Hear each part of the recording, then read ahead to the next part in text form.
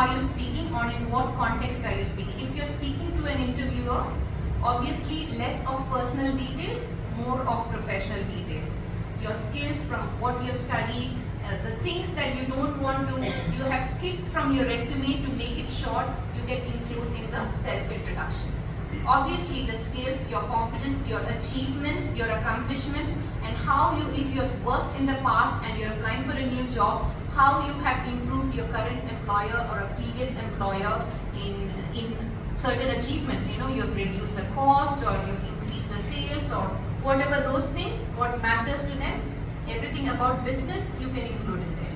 So, but still you can, to keep it little friendly and warm, you can also certainly add a bit of your hobbies or a bit about your family or from where you're from, that's it. But I would say less personal details, but keep it there just as a subtle touch, but more of professional and your skills and competence. Yeah? How you walk, how you sit, that's the small exercise we did here. The posture of our seating. When you come into it, as I told before, when you arrive into the office itself, you are being assessed. You know, you think, many people have this impression that your interview starts when you start answering the first question. It's not about the question answer session. It's about your whole personality. You know what, how, if you wear some flashy clothes and slouching and sitting and keeping your, having the phone on your ears, not keeping the phone silent. But that's an important point. I think I missed to tell that. Always keep your phone on silent mode when you enter an interview room. Many people, maybe they are forgetting it, but it's important that you do it before entering the interview room. So body language is all inclusive, and how you sit in front of the interviewer. No need to slouch. As I said before, posture right, sit up straight, have a smile. There's nothing, you don't need to be fidgety with your fingers. I've seen people, what to say next, like this, like no need, just be calm. These are things that, people feel nervous. That's very, very normal. There's nothing to be ashamed about it. It's just that you are working on to improve from that situation. So that's what I said before. It's about preparation, practice and experience. Experience is what makes you better. If you didn't do an interview well because of not minding the body language or because of not minding the vocal communication, whatever you answer, don't worry about it. Don't be disappointed if you couldn't clear that interview. But please go and assess what you did, what you said in that last interview yourself. Make notes for yourself so that you understand what you need to improve in the next interview. This is what is called experience. Nobody has become perfect in the first round or in the first interview. It's only by practice and investing time on yourself. That's what I said. If you are very serious about having a career, you've got to invest time in yourself to improve yourself. And the interviewer is friendly, it's a positive for you. You can be more relaxed when you answer. That doesn't mean that you need to be, sitting back, laid back on your chair and keeping your, crossing your legs and sitting. No, you can maintain your professional body language, but answers can be more casual. And it's very good if an interviewer is friendly. They are making you feel comfortable instead of making you feel more nervous. So answers will flow more naturally. It's also a technique used by the interviewers. They purposely make the environment friendly so that the answers are not planned or thought. They get the real you when they make you friendly. The things, otherwise you're always calculating your answers when it's a serious environment. When it's a friendly environment, you just start speaking naturally, just as if you're speaking to a friend, and the interviewer can quickly catch your weakness and strength. It's a very experienced interviewer who's doing it that way. So you try to always keep that in mind. Although they are trying to make the environment friendly, you should be very careful what you're telling. You can tell it in a friendly way, but always calculate and measure your responses. Got it? Go on back. The orders we should maintain is the recommended Not necessary, but this is the usual. Contact information is something that the hiring managers want to pick up fast. So we expect that to be on top. The only thing that you have to keep in mind is the most relevant skill that you think you have for that job you're applying should be there on top. Maybe that's the skill that you did in the job before what you're doing now. It could be landing in the second page of your resume, but still bring it on top and put it there. That's it. Not necessary that you have to keep the order, but contact information and your most relevant skill aligning to that particular job application, put it in front and highlight it or make it bold. That's it. Yeah. Achievements you can put it, but I would tell you to pick and choose what is the most relevant again for that particular role and put it there. And you can always mention your LinkedIn profile or any other social professional networking profile that you have. You can keep that link there so that they can go back to that link and check if they want.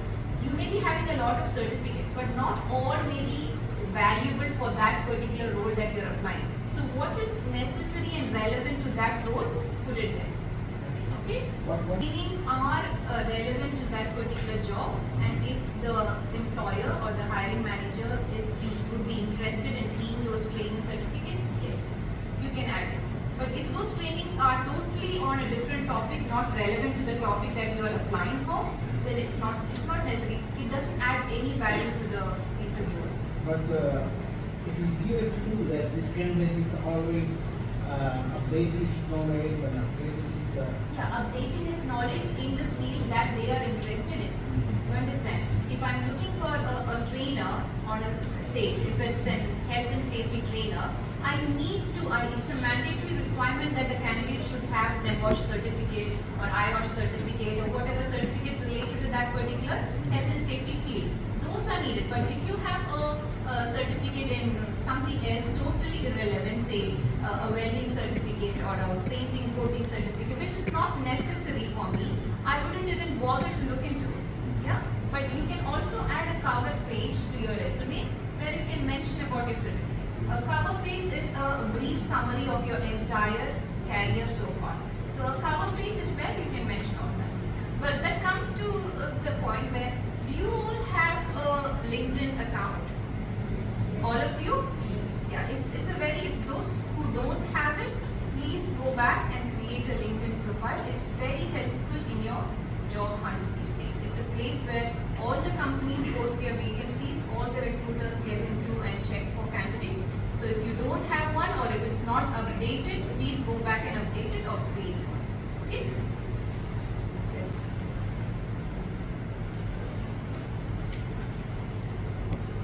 Which we have already discussed. Please put in time to prepare for that role.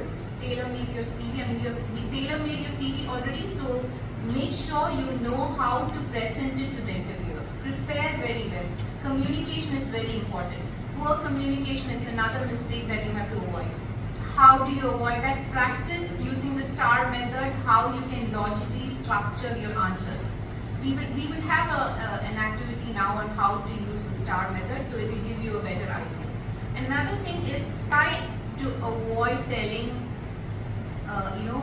negative comments about your existing employer or your previous employer. You may be having your own concerns or issues with them, but it never lands really well when you're there on an interview desk. So try to phrase it in a different way. You can say that you're looking for different opportunities, you don't have growth there, or anything else that you can frame, but try to avoid negative comments about your existing or previous employer. Another thing which I've already spoken a lot about is the body language. And when they show, it's not just in an office, anywhere. That's how they're showing their hospitality. There's no harm in accepting that. Please do accept, say thank you to them. Be specific in what you say. Don't just ask them and leave it there. Make sure you have at least a sip or two of what they offer you. Okay? What about asking for water? No problem at all. No problem at all. That's not going to put any negative comments in your interview. That's no problem at all. Okay? Yeah. And asking questions. Yes. And during the set introduction, Yeah. it's mandatory to mention our education, qualification, and all. Not necessary. That's all they have already read. they've already read in your CV, the resume, and that's already clear to them. In your self-introduction, you only need to specify your skills and your competence and whatever you've achieved in your previous or current organization, which makes you stand out. Your qualification they know because they have read your resume. You don't need to iterate again what you're qualified of. Okay? Asking you, walk you through the resume. If they're asking that question before self-introduction, you can start answering that question by introducing yourself. Introduce yourself, then start with your very first job, what is mentioned in your resume, and work upwards towards the last or the current profile. This is why there's a whole range of questions what the interviewer can throw at you. It's impossible to prepare 100%, but then there are certain repeated questions that you can find out from internet. There are so many sources for you now. There's so many ways that you can prepare and practice. So some repeated questions or some very, very common questions are these, like self-introduction, walk you through the resume and what you'd like to achieve in the next 5 years, or where do you see yourself in the next 10 years. Why? A simple question, why do I need to hire you? This can be a question. This is a very simple and common question. You should be able to have a proper answer prepared to tell them. Because suddenly when somebody asks you, why do I need to hire you, and you're sitting in front of an interviewer, you could go blank. It's like, I need the job, I need the salary, and that's it. That's what comes into your mind, right? But that's not what the interviewer wants to hear. So these are things. The company needs a person. Exactly. You need to show what you have done in the past, or you have to. These are questions you need to prepare. If somebody asks, why do I need to hire you, then you have to tell, okay, this is the situation. This, going back to the STAR method. You were asking about STAR method, right? For that question, think about a situation. For example, is there anybody in the marketing or communication field? Anybody from that background? No? Okay. So imagine if this question is thrown at a marketing junior associate, somebody. She applies for a job and the interviewer is asking, why do I need to hire you? And then the answer, if I break it down into the STAR method, first think about a situation. Okay. In my previous company or in my current company, you're starting to tell a story to the interviewer. I was given a responsibility to improve the market presence or the brand awareness of that particular company. That's the situation. So now what is the task given based on that situation? What is the task assigned to you from that current situation? I need to check the strategies of my competitor companies, and I had to come up with a plan in order to increase the brand awareness and the market presence. So that's, you sorted out the S and T. Now it's the action. What action you will take in order to fulfill that task? How do I improve the market presence? So then I created a content calendar, and I started posting interactive posts in the company's web pages or accounts or social media profiles. And the result of that action is, because of my weekly postings and the content calendar and keeping a track of what I need to post every week and making it interactive, the number of followers in the company's page increased by, say, 1,000 in 1 month, and the engagement in company's website or, say, LinkedIn account has gone up by 20%. So now you have broken down, and hence and by doing all these things, I've added value to the company, I've helped in the growth of the company. Now you have shown to the interviewer how valuable a resource you were to that company. So why do you need to hire me? If you want a similar growth in your company, hire me. That's it. I am fit for the role. Then you will have the same results within the first 3 or 4 months. You can make a decision about that. It comes only by practice.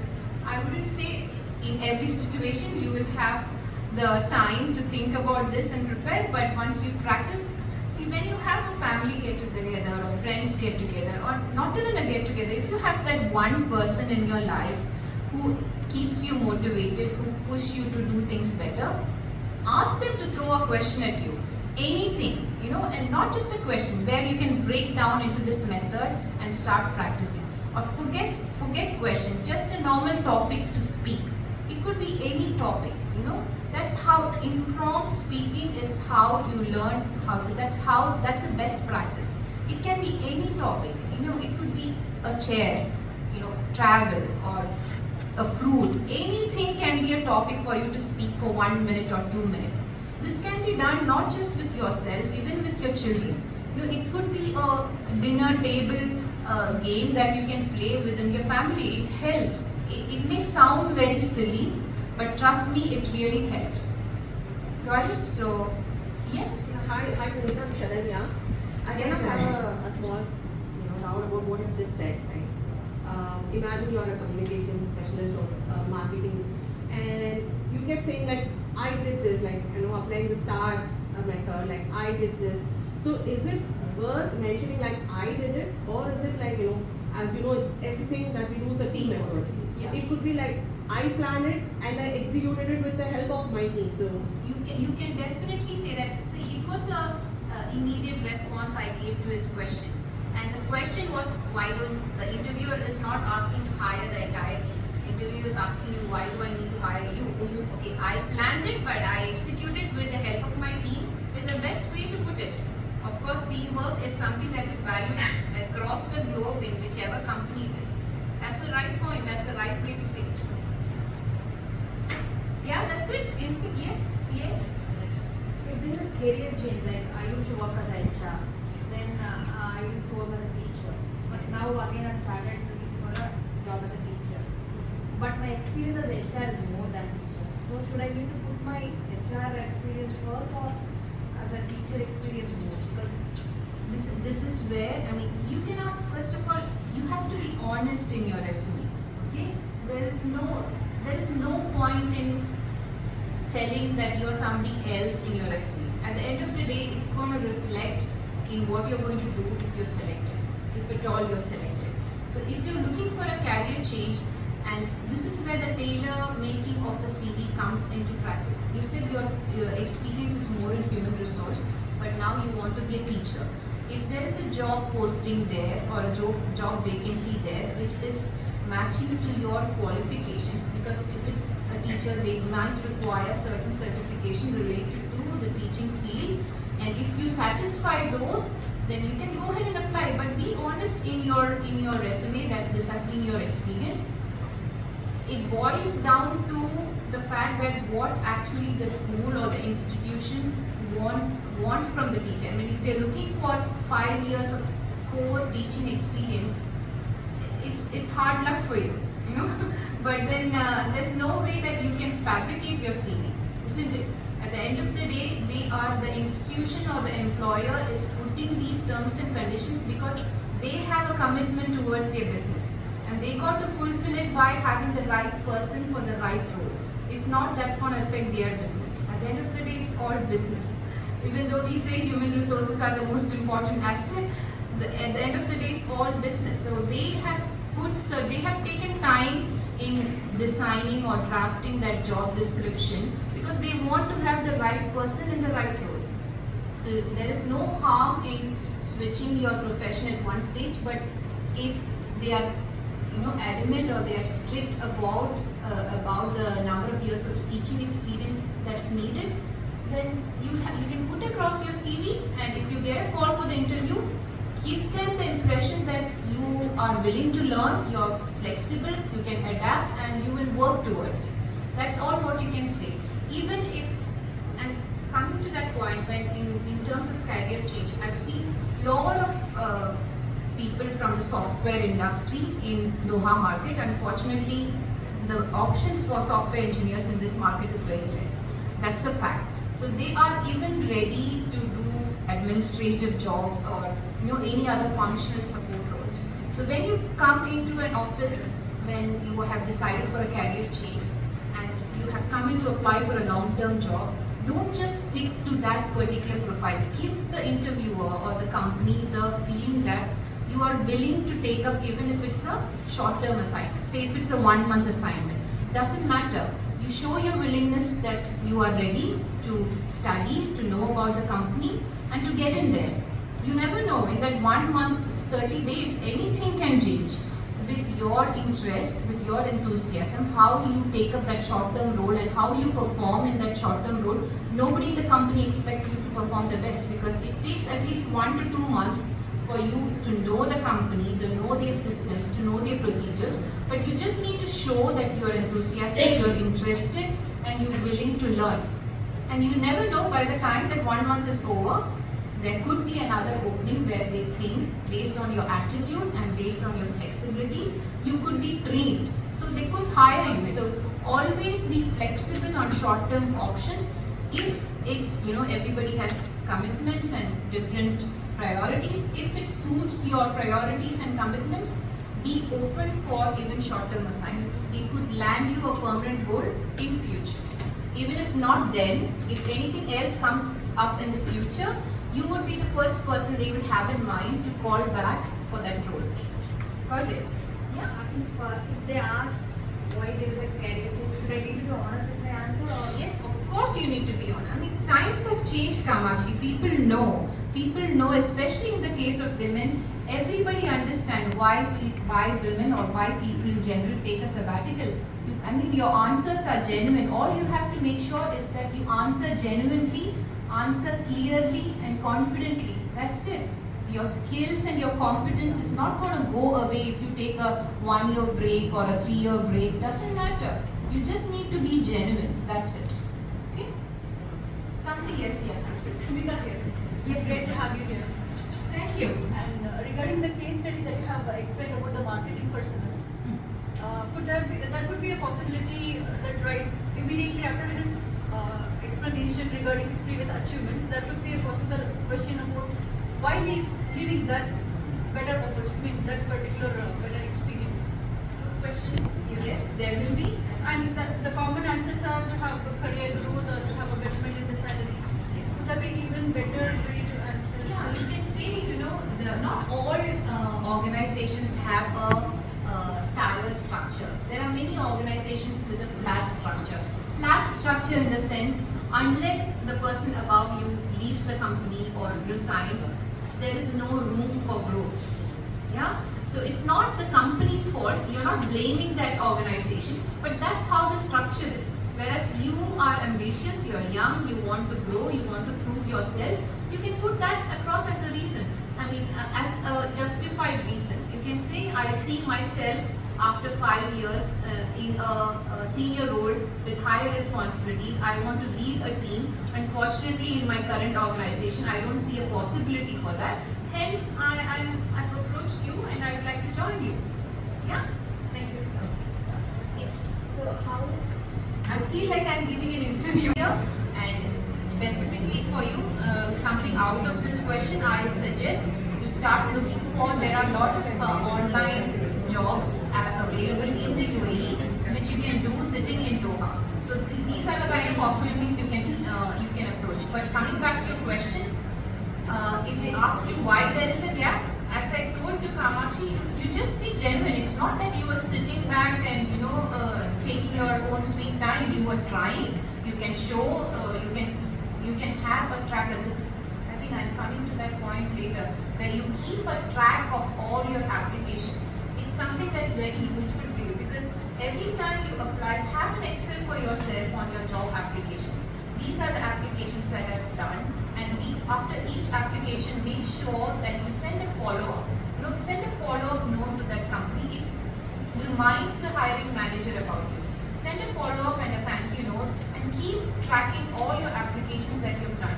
Try to connect with the people in that profession wherever you've applied through your LinkedIn account or any other networking event or networking group you have. And coming back to your question, tell the interviewer you have applied for so many jobs in the past, and because of so many reasons it didn't work out, and I've been trying hard. Unfortunately, when I came back after my masters, the situation changed, the market changed, which every interviewer knows. They know about the situation here. Nobody's going to take it negatively as long as you tell your story as it is. It's how well you articulate it and put it across that matters. Yeah? Yes. I would suggest to go through the slides because two, maybe we can have groups of 4 or groups of 3. Maybe each row you can form a group. One person will ask the questions and other 3 can answer, and you can swap the roles. Okay? And see how you can choose any of the questions what we have discussed here. Where do you see yourself in 5 years, or why do I need to hire you? Make up any random questions and see how the other person. Try to use the STAR method and answer. Come on, take the role of interviewer. It's fun. Yeah. But what's in between a resume and interview is your preparation.